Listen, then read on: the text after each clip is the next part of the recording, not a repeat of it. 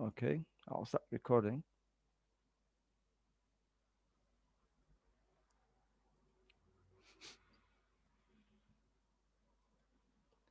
Okay, capital budgeting. Talking about the capital budgeting process, it is the process of identifying and evaluation of the capital projects. In other words, the project that has got the cash flow to the firm will show how much of the cash flow that will be received throughout the years, and these projects are considered to be a long-term projects. So any companies, they are trying to identify the projects more specifically, the long-term projects. They are more interested in the cash flow that the project is going to bring every year or twice in a year, and so on. So capital budgeting process is all about evaluation and identification of the project. Once you have identified and evaluated the project in terms of feasibility, whether the project can be undertaken or not, the second step is to identify where are you going to get the money to finance this certain project. Are you going to borrow from the bond market, from the debt market, or are you going to use your own capital or issue new shares to attract new shareholders to use this cash proceeds in financing the project? So basically, the capital budgeting is allocation of the funds to long-term projects, to long-lived capital projects. So the principles and the tools of the capital budgeting are applied in many different aspects of the business entities: decision making and security valuation. And of course, it can be considered in the portfolio management as well.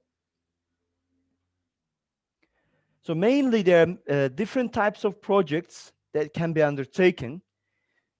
What we are going to go through is first three projects that we will be dealing with is replacement projects, expansion project, and the new product services.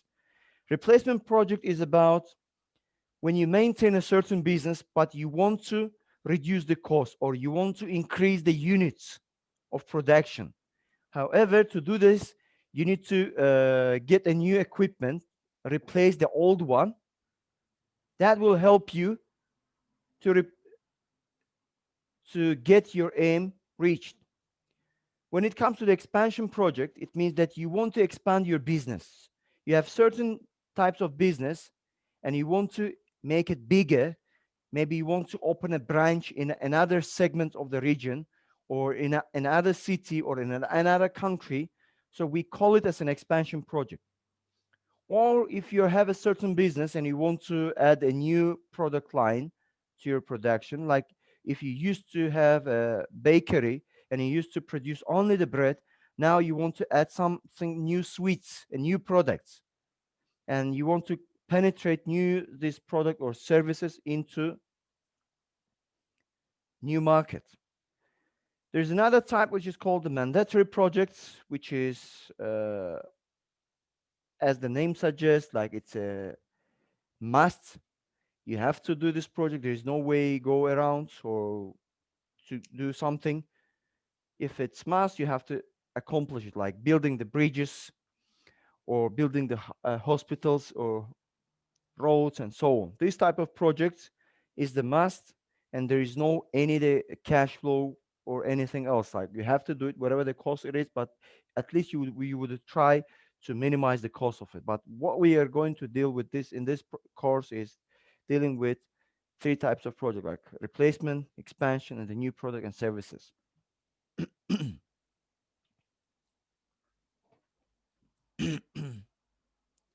So the basic principle of capital budgeting: decisions that are based on the cash flow are not the accounting income. The relevant cash flow to consider as a part of the capital budgeting process, it is called as incremental cash flow. That shows the changes cash flow that will occur if the project is undertaken. So what you're trying to measure in here when it comes to incremental cash flow, especially in the replacement project, you have got some certain cash flows with the old equipment. But when you replace this old equipment with the new equipment, your cash flows will change, will increase or will decrease, or the cost will.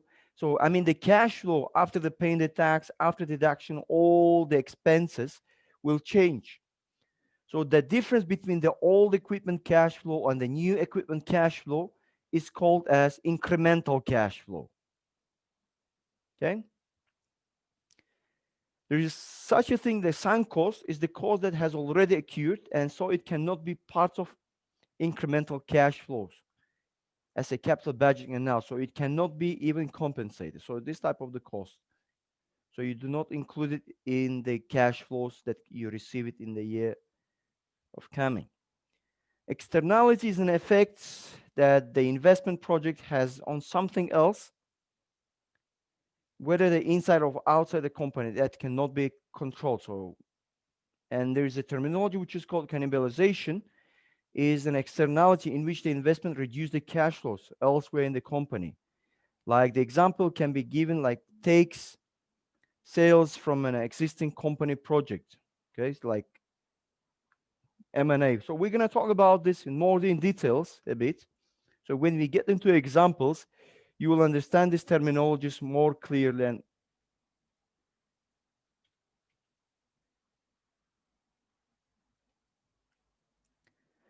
so the cash flow that are based on the opportunity cost, and all of you knows that opportunity cost is something that you give up to get another thing that you value mostly.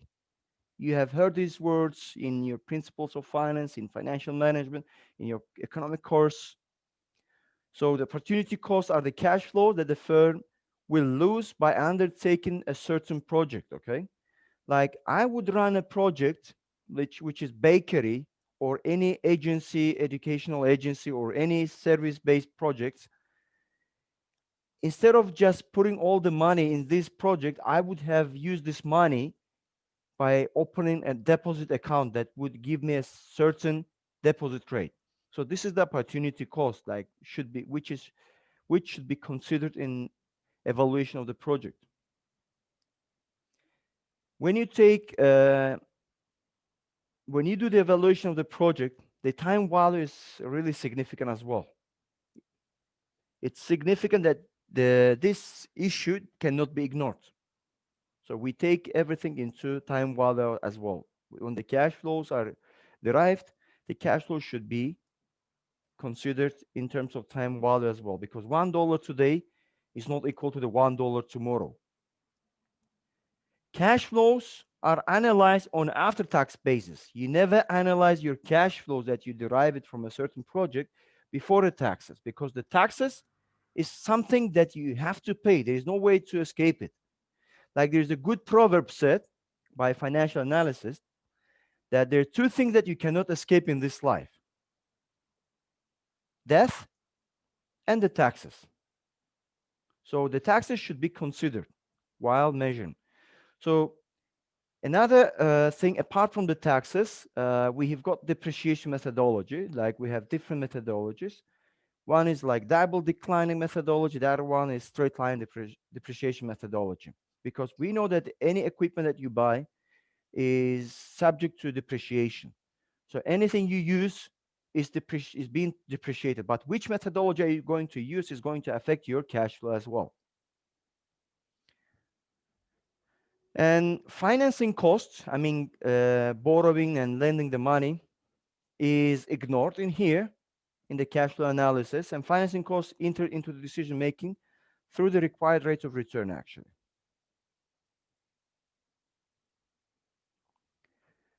Okay, when we do the evaluation or investment appraisal of our project, whether the project should be undertaken, whether the project is feasible, we have to apply some investment decision criteria that will help us finally to decide whether the project is feasible or not. I'm sure that you have seen these investment criteria before, and still I will be going through these investment criteria. But the main concern is not to make the decision and not to find here, but the main concern in here is to find out to derive the cash flows itself. And then apply this investment decision criteria on derived cash flows to understand whether the project is feasible or not. We're going to use the NPV, IRR, payback period, discount payback period, average account return, and profitability index. Apart from this, there are many other investment decision criteria, but we will be using only this. These are the most popular one, the most regularly used in the world. So we're going to apply this.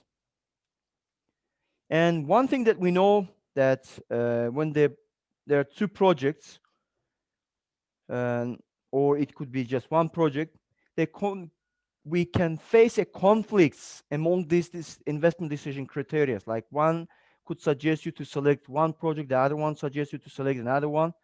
But the best investment criteria we will be using, or I can say our decision that will be based on, will be, who can tell me? What is the best? NPV. Yes, very good. NPV. Why the NPV is considered to be as a best investment criteria? Because it's most common criteria, and it includes many independent variables. So Okay, there's another benefit of it. It doesn't ignore time value of money. Very good. It does not ignore the time value of the money. What else? If you compare to IRR, why the IRR? All of the cash flows. It includes all of the cash flow. So if you contrast to the payback, very good. So related to IRR, there is a very big drawback of the IRR. Why the IRR cannot be considered as the best as NPV?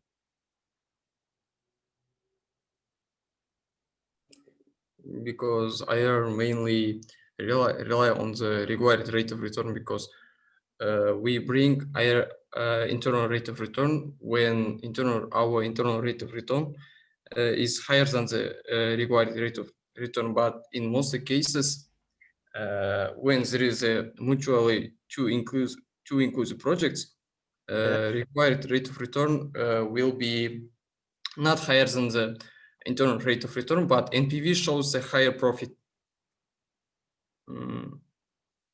Profit. That's very, very close to the right there's a answer. That's very net close to the present. right. Net. That's People interested in present value of money. They don't think about future.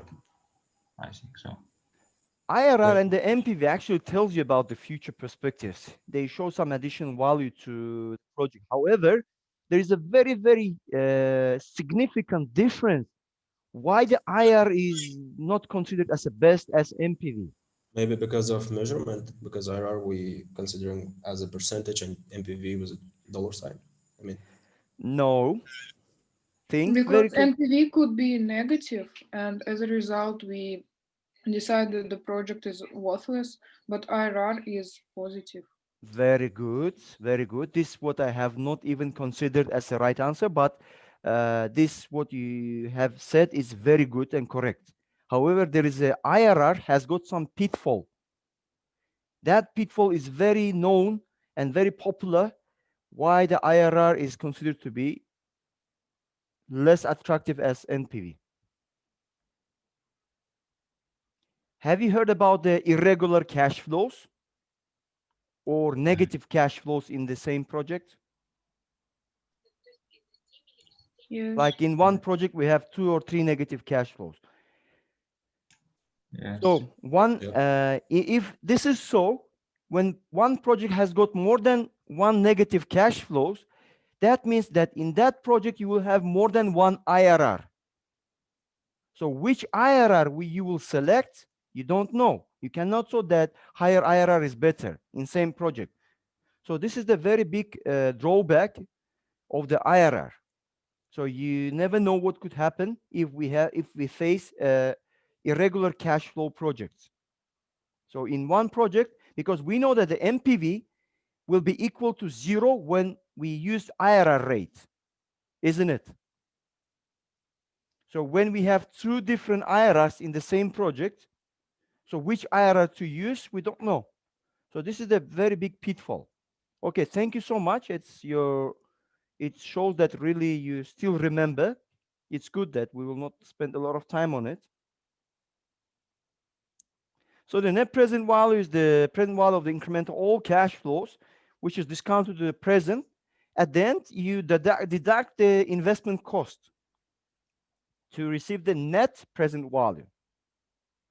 And if NPV is greater than 0, your decision will be to undertake a certain project. And you will show that this project adds some value to your firm, to your company. So we are given a certain project, okay? We are given some certain project in here, like from the period from 0 to 4 years. Cash flows like 1,000 is your investment cost. And cash flows 200, 300, 400, 500. And the required rate of return on this project is 5%. So you are asked to calculate the NPV. So what you will do basically, if you want to calculate manually, you would just discount each cash flow to year 0 at 5% and add them all, sum it up, all discounted cash flows, and just deduct the investment cost to get the NPV. This is what you do manually using the scientific calculator, or you can use the Excel spreadsheet to do it. But in Excel, you can do the same thing with the financial calculator.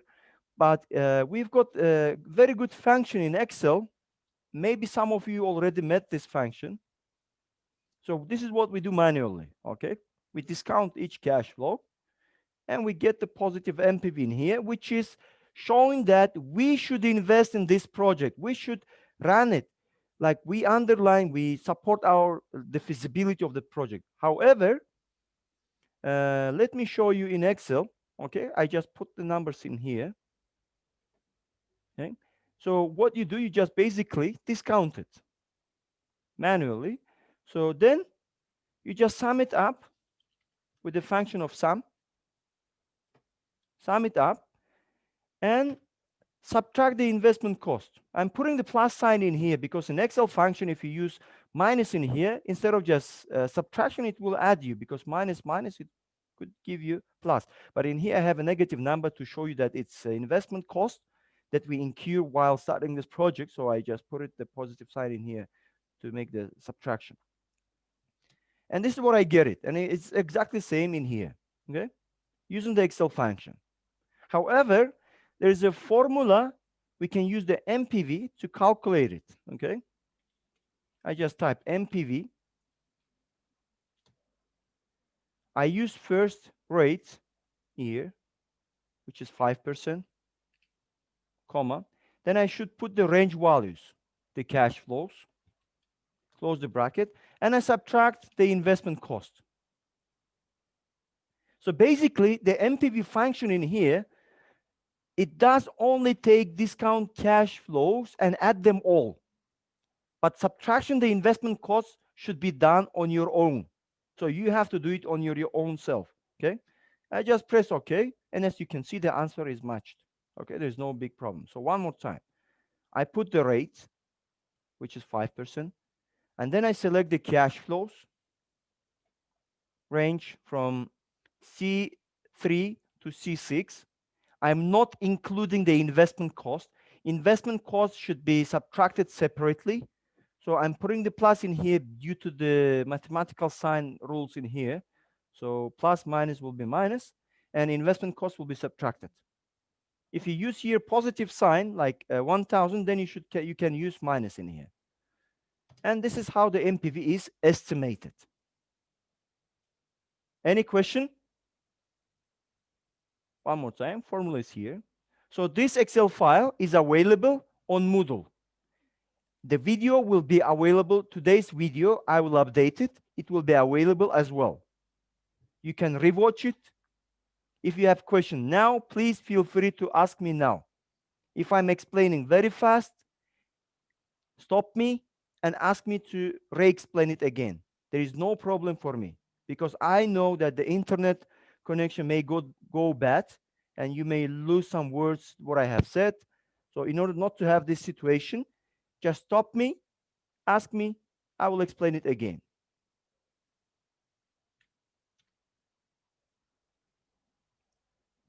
Yes, what is the formula in Excel of disk?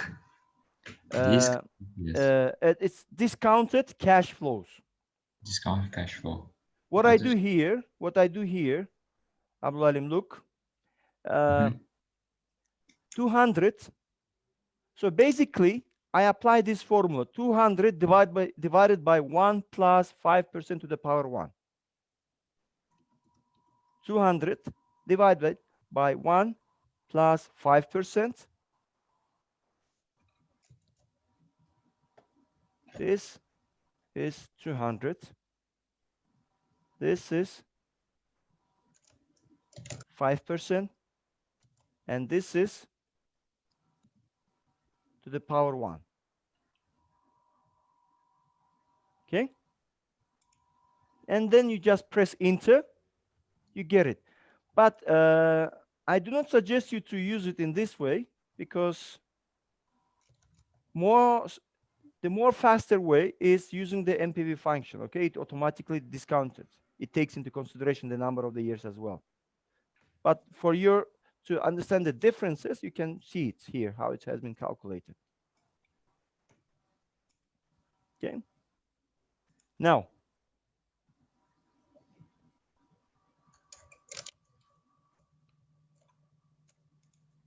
IRR is the internal rate of return that makes the NPV equal to 0. So if IRR is greater than cost of capital or required rate of return, then your decision should be invest in certain project. That shows that capital project adds value to your firm. If IRR less than cost of capital or required rate of return, you do not invest in project. Capital project destroys the value in the firm. So let me illustrate it. What is done here, you can do it manually by trying and error, like try the 12% until you get 0, try 12.1, 12.2, or use the financial calculator. But I do strongly recommend you to use the Excel, because we're going to have a lot of numbers that you need to enter. You need to save the time instead like calculating. Just copy paste. Using the Excel will make your job easier and faster. Those who have Macs, and if you don't have Excel, I suggest you to buy it, because you will use it throughout your life, and it's not that expensive. It's like around 15,000 tenge, as one of your friends said already, for the Macs. If you want to buy the Excel, the Microsoft Office, then you can just install it for 15,000 tenge, or for throughout your life, or use it for free. You can use it, I think it's 75,000 tenge. So it's up to you. But in any work, wherever you work after the graduation, definitely you will be using the Excel spreadsheet. So calculation of the IRR in here is pretty much easy. So it's just IRR. You type IRR, equal sign, you type IRR, open the bracket, and you just put all the values with investment cost. All the values should be in. And then you close the bracket from C2 to C6.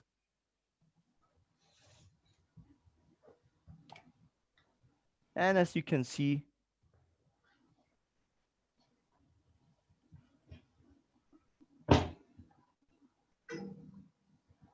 this is my IRR. So using this IRR will make our NPV equal to 0.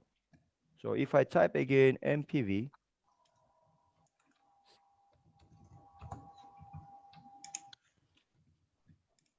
who can tell me, is there any mistakes in this function? Anything that I didn't consider? You didn't Minus. consider the rate. Rate of return. Yes, thank you so much. Okay.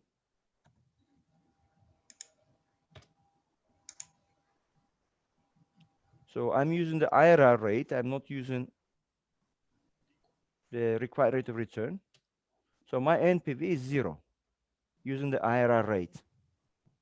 So that means the IRR that we calculate. And we can support our decision to invest in the project by the IRR as well. It shows that IRR is greater than the required rate of return. So we invest in this project, the capital project, adds value to our firm. So we invest in this project.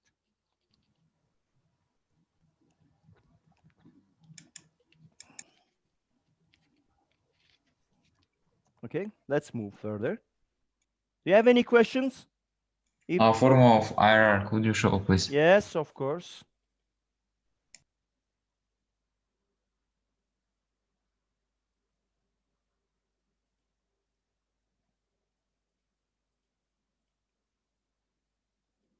Payback period, okay, as you know, it shows how long it will take in terms of number of the years to cover investment costs. We don't care about anything else. We care only how long it takes in terms of the number of the years to cover investment costs. We don't care how much profit it will bring after.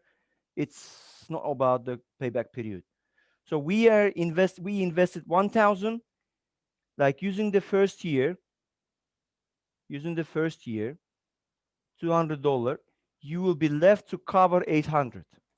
Then you earn 300 more. You will be left to cover your investment cost 500. Then you earn 400, which means in total you earned 900, and only 100 will be left to cover. And in the fourth year, we receive $500.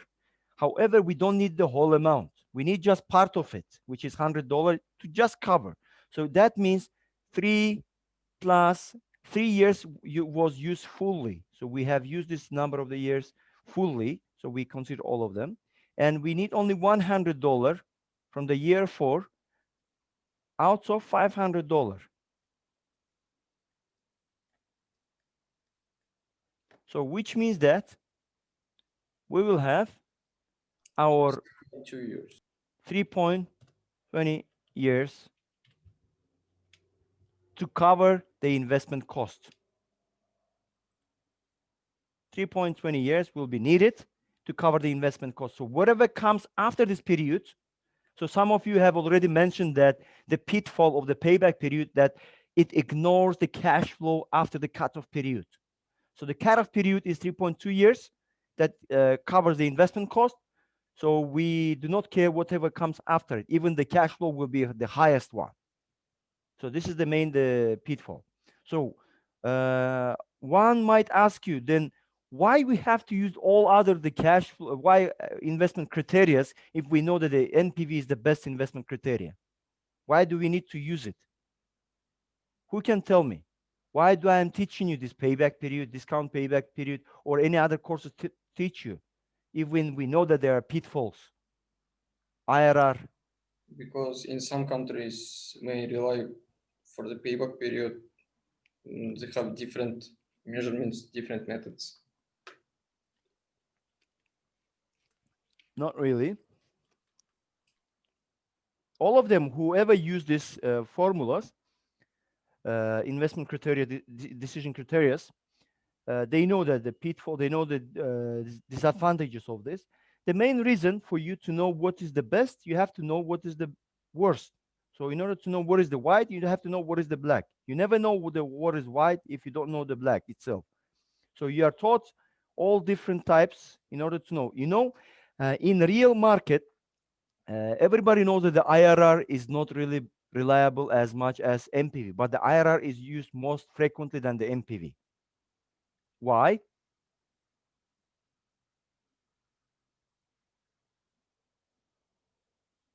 Because we often don't have interest rate. No, No? we have it. We have it. Of course, we have it. IRR, it is easy to interpret to the investors.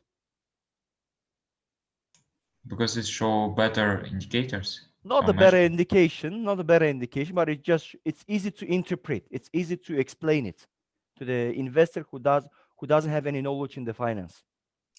Maybe attractive. Yeah, it just shows that to attract more investors. So you will see, you will be a bit shocked when the Tengri Partners investment banking will bring the cases where the IRR is used mostly, and you will not see almost the NPV. They use NPV, but not that much frequently as we're going to do it in this project. So we'll have our lectures mixed with this investment banking.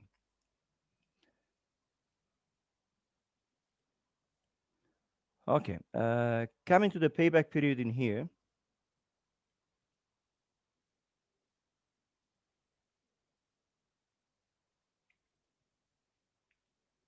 So we're given two projects in here. We're given two projects, project X and project Y.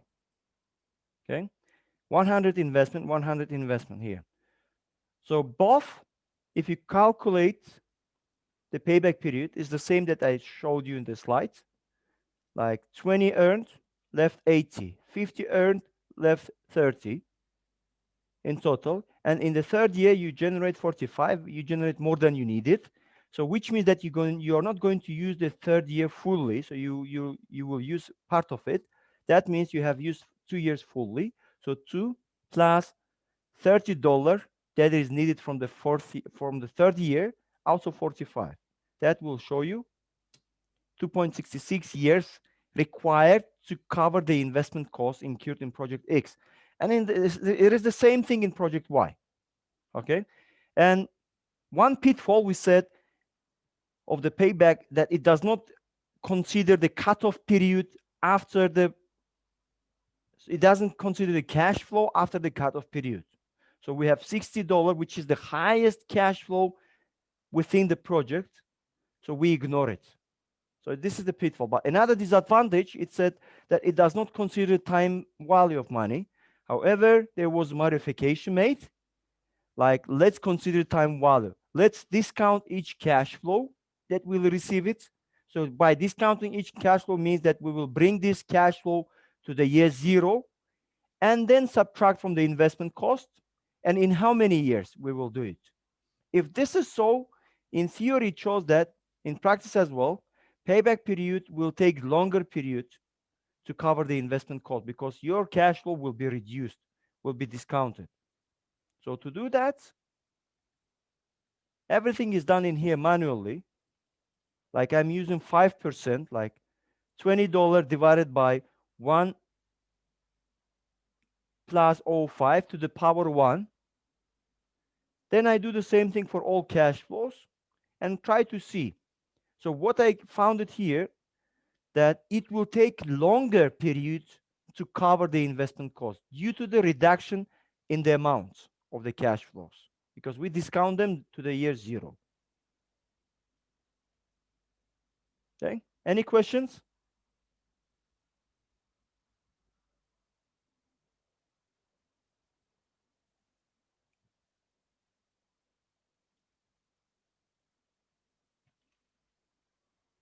So 2 projects are given that I showed you in Excel.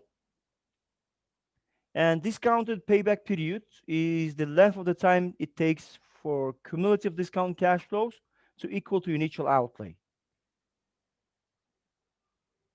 I mean, in other words, it is the time that is required to just show in how many years you will cover your investment cost. So this is what is done. Project X and Y. You then discount it.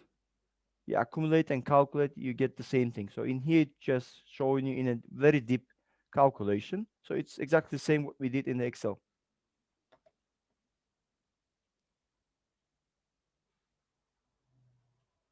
Professor, Yes, please.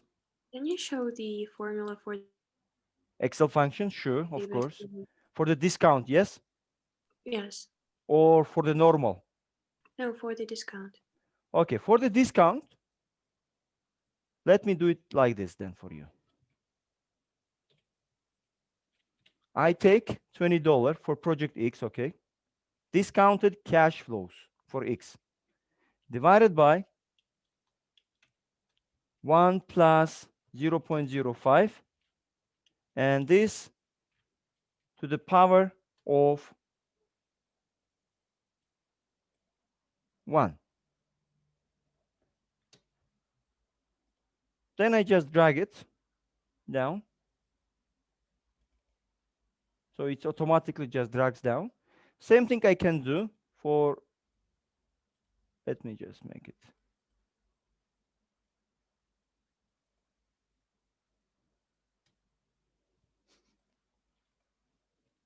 And 20 divided by 1 plus 0.05 to the power of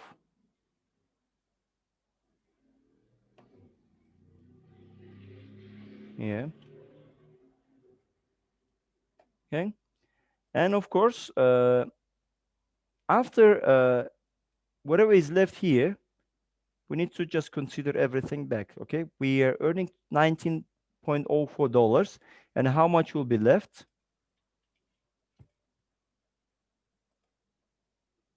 Then here,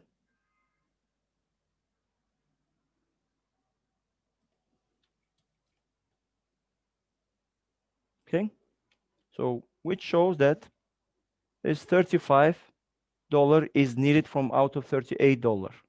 So 2 fully used years equal to 35 we needed to recover the investment. So our unrecovered investment cost is 35 in the second year, after the second year. So in the third year, we earned $38, which is more than we needed. So we're gonna use it just part of it, like more than half, of course. So H4 divided by G5 will give you this. So the number of the year, 2.92 years required to cover the investment cost in the discounted model. Is that clear? Yes, thank you.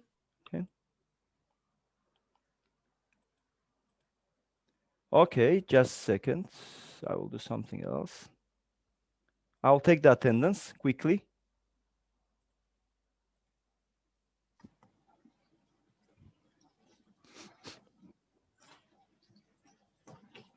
Lutfia is here.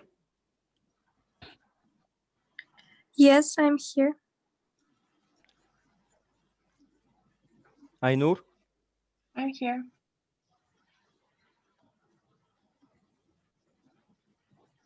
İnkar, Kar,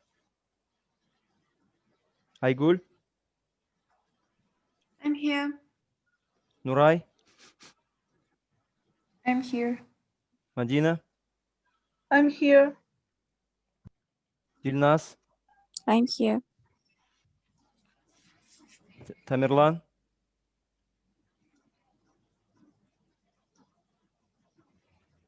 Muhammad, I'm here. Aida, I'm here. Aynur Kenjaliyeva. Aynur here. Leila, I'm here. Yerlan, Present. Aygul,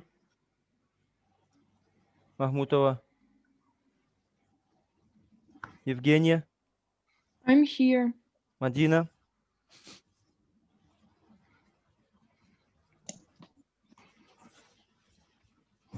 Adina, I'm here.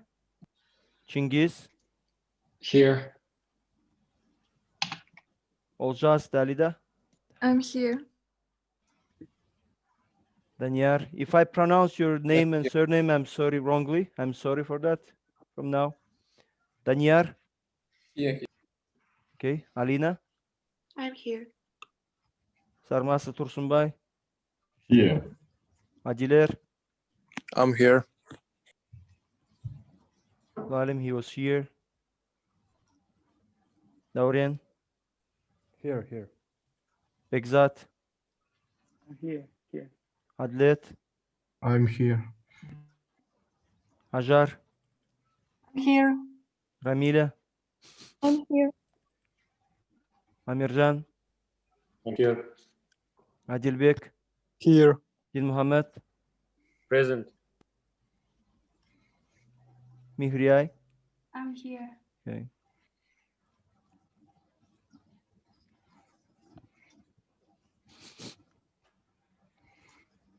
Okay, great. Now we can continue. Okay, another measurement, which is called average accounting return, is the ratio of the average net income of the project to the average book value of the assets in that project. So all the net incomes are given for some years, and the book value of certain asset is given. If it's straight line depreciation to 0, then you just add this value plus 0 and divide by number of observation. And What do you do here? First of all, you put your target. Let's say you put 30%, and whatever you get from the estimation average accounting return. So if it's greater than that you have put the target, then you take the project as feasible. If not, you do not take it. So example, I can just illustrate in Excel. Here we're given like net income 1, 2, 3. Okay, there are 3 net incomes, like year 1, year 2, year 3. And we are given the book value, like equipment, which is 500, which is straight line depreciation directly 0. So at the end of the year, in year 3, it will be equal to 0. So what is needed here? According to the formula, it says average net income. How can we get the average? We add them all and divide by the number of observation. If we have 3 number of observation, if we have 3 net income, we divide by 3. And average book value is the book value plus salvage value, which is 0, divided by 2. It is always constant like this, if the depreciation straight line to the 0. So book value is 500 and it is depreciated straight line to the 0. And average net income is, I'm adding all net incomes and divide by the 3. That would give me average net income. And average book value, which is 500 cost of equipment or cost of asset, plus the 0, which is salvage value at the end of the year, the book value will be equal 0. So this plus 0 divided by 2. Because it shows there are 2 number of observation, 1 and 2. So average book value 250, and the rest is just simple. Net income divided by book value would give you average accounting return. However, before doing this estimation, you have to put target average accounting return. Let's say I put here 85, and now I can compare. My computed average accounting return is more than targeted average accounting return. So I do accept my project. So my project is feasible. I can just run it and get accepted. Is that clear? Shall I explain it again? No, it's clear. Okay. I think you have seen it before this. And the formulas, there is no certain formulas for average accounting return. It's just directly calculating manually here.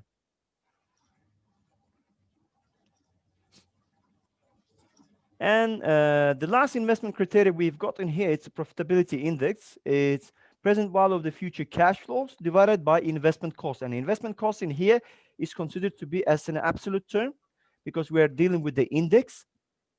And here, profitability index, if it's greater than 1, we invest in our project.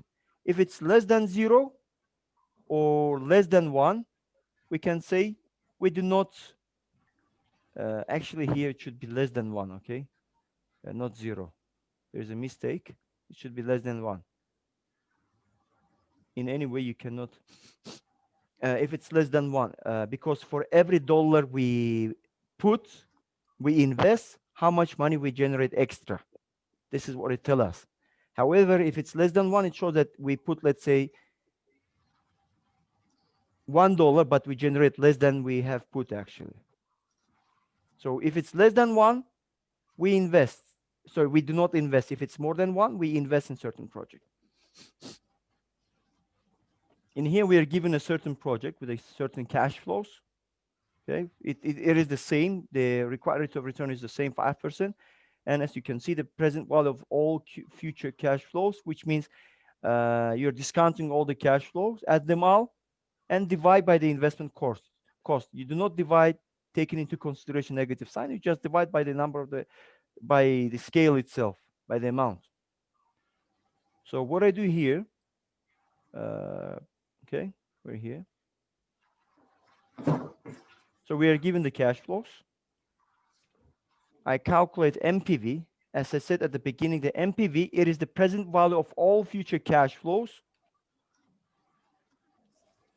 divided, and I divide it by investment cost. And I put the negative sign in here because negative to negative should be positive here. Otherwise, I'm going to get the negative sign in here. So present value of all future cash flow divided by NPV. So 1.21, so which means that for every dollar generated, I earn, so for every dollar that I spent, I earn 1.21. So net amount that I earn here, it's 21 cents. Okay, so it's profitable. We can invest in this project. So this is the what you do. One more time, NPV function divided by investment cost.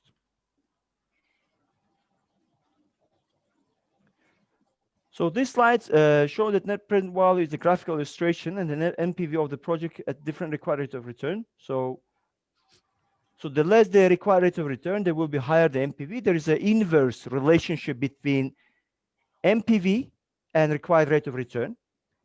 However, at some point here, the NPV becomes 0. That rate will be called, who can tell me? IRR. IRR. Yes, very true. That will be IRR. So at this point, but sometimes if you have negative cash flow, your NPV can go like this. So you will have two IRRs. If you have negative cash flows, so we'll have IRR 1 and IRR 2.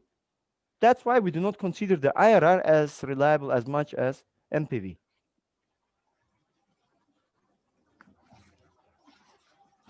This is the project, how it goes, okay, with the different rates. The lower the rates, the higher the NPV. As you can see, it increases. At rate 5%, the value is 290. At rate 10%, the value is 71. At rate 12%, the value is 20. At rate 13%, the value is -4. So go a bit further.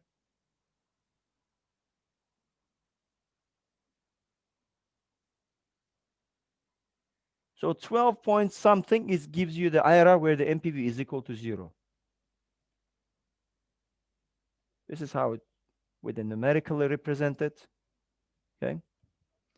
So the NPV and IRR methods may rank project differently. So if the projects are independent, except NPV is more than 0, produce the same result as when the IRR is more than required rate of return. So whenever the NPV and IRR rank to mutually exclusive projects differently, choose the project based on the NPV because the reinvestment assumption, and we know the NPV is the best investment criteria. And net present value reinvest cash flow at the required rate of return, which is the opportunity cost. However, the IRR cash flow, it reinvests at incremental rate of return because required rate of return, it includes external rates like financing cost. However, the internal rate of return, it does not include it. This is another pitfall can be underlined here.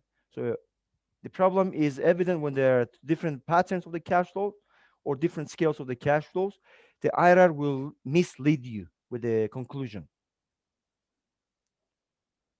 So I want to stop here, but by stopping here, I mean lecturing, but I want to give you to do the activity. Okay. You're given two projects here, A and B. One more time, just a second. You're given two projects in here, A and B. Calculate.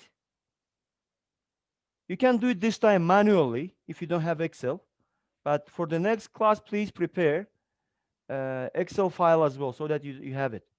NPV, IRR is calculated already. Payback rule and PI. Okay, calculate all of them and make your final decision. Which project would you select? The projects are mutually exclusive. You can select only one project. Even those two projects are positive, but you can select only one project. And explain why you select that project.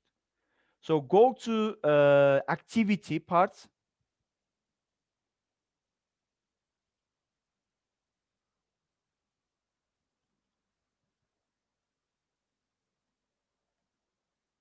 Here, activity 1, group number 1. So go here, do it. You can upload the file as well. So the time you have, actually, I gave it until 4 p.m. So until 4 p.m., you have a time. If you finish earlier, you can leave the conference. If not, you can ask the questions and so on. I'm here. You can start doing it. Okay, I'm sharing again the file. Here's the file. Please start doing it. Excuse me, Professor, but where can I find this file? Actually, you cannot find it. Just copy the numbers now. That's why I'm sharing it. Just copy the numbers quickly.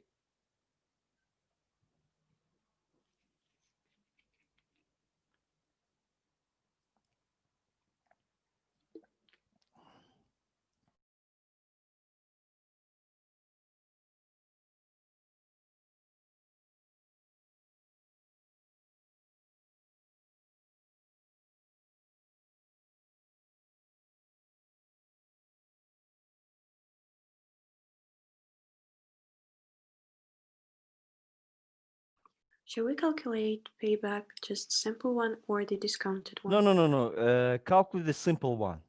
Calculate the simple one. Okay. Sorry, Professor, does it have the same rate, 12%? Yeah, rate is here, 12%. It's the same for beer, right? Yeah, 12 is the same for B.